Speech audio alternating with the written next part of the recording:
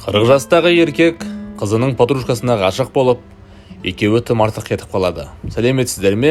Сіздермен Кинотайм каналы. Бүгін біз «Красота по-американски» деген фильмді талқылайтын боламыз. Соңына дейін көріңіздер, еш өкінбейсіздер. Бұл фильмнің басты кейіпкері Лестер деген жігіт. Лестердің әйелімен бір қызы бар, және Лестер кейбір кезде душтың ішінде өз-өзін қанағаттандырады. Соңғы кездерде Лестердің өмірі өте қиын болып, жолы болмай жүр. Мысалға, оның жұмысында көптеген адамдарды жұмыстарынан қуып жатыр. Оның ішінде Лестер де бар. Жұмысындағы банкроттың бірде-бір себебі ол сол компанияның егесі жезөкше қыздарды шақырған екен. Сөйтіп ішіндегі бір қыз бастығының картасының номерін жаттап алып, ішіндегі компанияның ақшаларын әбден шашқан екен. Сөйтіп компаниясы ақшасын қайтару үшін көптеген жұмыскерлерін жұмыс орындарынан қуып жатыр. Сөйтіп кешкі аста Лестер өзінің отбасында жаңағы проблеманы айтып жатса, қызы әкесінің сөзін бір жеріне қыстырмай, орнынан тұрып кетіп қалады. Оған ол қызық емес, және ол әкесімен бірнеше ай сөйлеспеген екен.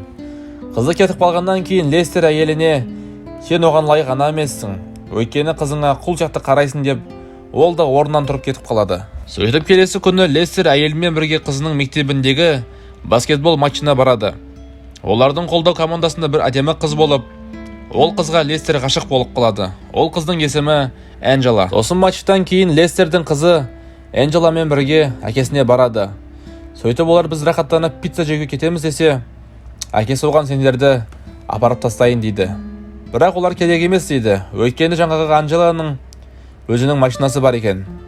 Сол сәтте қызы әкесін сорлы көреді, ал Энджелаға Лестер жақсы, мейірімді жігіт болып көрінеді. Түнде Лестер үйіне қайтып, ұйықтап жатса, Энджеламен танысқаны үшін өзін бақытты сезінеді. Сөйтіп қыздар қайтып баратып, Лестердің қызы Энджеладан әкесі үшін кешірім сұрайды. Қыз машинадан түскен кезде, оны Рики деген жаңадан келген көршісі камераға түсіп тұрғанын көріп, оған саусағын көрсетеді. Сосын қыз үйіне кіріп, терезеден бағанағы көршісін анық қарап, ыржияды. Соған қарағанда бұл қызға бағанағы көршісі ұнап қалады. Таңертең әкесі қызы шомылған кезде оның блокнотын ашып, Энджеланың номерін қарап, оған хабарласпақшы болады. Сөйтіп қызының шомылып болғанын естіп, телефонды қоя салады. Сосын Энджела қайтып хабарласып, не үшін хабарластың деп сұраса, қыз әкесі хабарласқанын түсініп қояды. Сол сәтте қызды қайттан бағанағы көршісі камераға түсіріп тұрады. Сөйтіп мектебіне барып, қыз бен Энджела сөйлесіп тұрса, сол кезде бағанағы көршісі Рики келеді. Сосын Энджела қызға айтады: «Мен бұл жігітті танимын, оның шамалы есі дұрыс емес» дейді. Сосын Лестердің қызы оны дұрыс түсінбей, ол саған ұнайма деп жатса, сөздерін жаңағы Рики келіп бөліп жібереді. Сосын Рики кешегі біртүрлі қылығы үшін қыздан кешірім сұрап, қыздың оған ұнайтындығын айтады. Сосын кешке жақын Лестер әйелімен бірге бір кездесу кешіне барып, сол жерде Лестер көршісі Рикимен танысып, екеуі далаға шығып шөп шегеді. Рики сол ресторанда жұмыс жасайды екен, және оны көрген бастығы: «Қолындағын таста, немесе жұмыстан шығасың» дейді. Ал Рики болса, жұмыстан шығамын деп, бастығын ары қарай сөзбен қуып жібереді. Оны көрген Лестер: «Сен менің кумирімсің, не деген батылсың» дейді. Сосын үйіне қайтқан кезде Лестер қызының подружкасы Энджеланы бүгін өздерінің үйлерінде қонатындығын естіп, олардың сөздерін есіктің сыртында тыңдап тұрады. Энджела Лестердің қызына: «Сенің әкең өте мейірімді адам» дейді.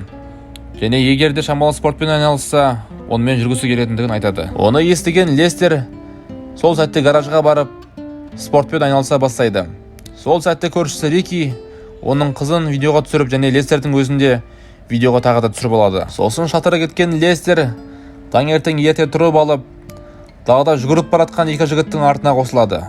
Ол жігіттер оказывается голубойлар екен. Сосын көршісі, яғни Рикидің әкесі, Лестерді көріп, оны да голубой деп ойлап қалады. Сосын Лестер Рикидің үйіне кино көреміз деп барып, шөп сатып алады.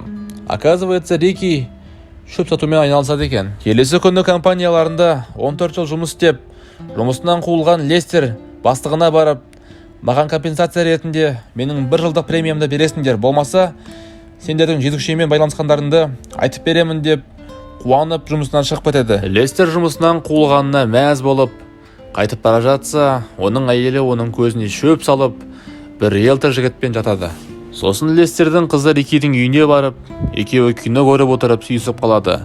Келесі күні екеуі тағы да кездесіп, қыз Риккиге әкесін жамандап, оны жек көретіндігін айтып, оны біреу өлтіргендігін қалайды.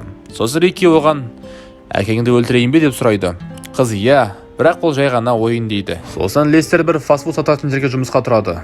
Сосын оған заказ берген кезде ол өз әйелінің даусын танып, заказды өзі беріп, әйелін басқа жігітпен бірге көріп қалады. Сосын Лестер Риккиге хабарласып, маған шөп әкеліп бер дейді.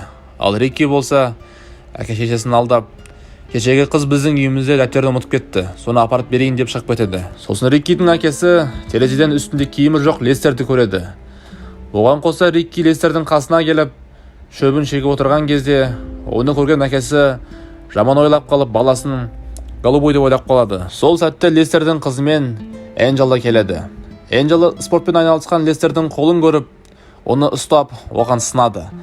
Ал Рикки үйіне қайтып барса, оны әкесі Голубой деп ойлап қалып ұрып сабалайды. Оны көтермеген баласы үйінен кетіп қалады. Сосын Рикки Лестердің қызына келіп, Нью-Йоркқа кеттік деп екеуі кетіп қалады. Сосын үйлерінде жалғыз қалған Энджела мен Лестер екеуі төсекке жатып, сол кезде Энджеланың әлі пәк екені білініп қойып, Лестер оны киіндіріп, өз-өзіне дұрыста деп ваннаға жібереді. Сол сәтте үйлеріне біреу келіп, Лестерді атып өлтіреді. Осымен фильм бітті. Достар, Лестерді өлтірген кім деп ойлайсыздар? Өз ойларыңызбен комментарийде бөлісіп кетіңіздер. Лайк басып, подписка істеңіздер. Сау болыңыздар.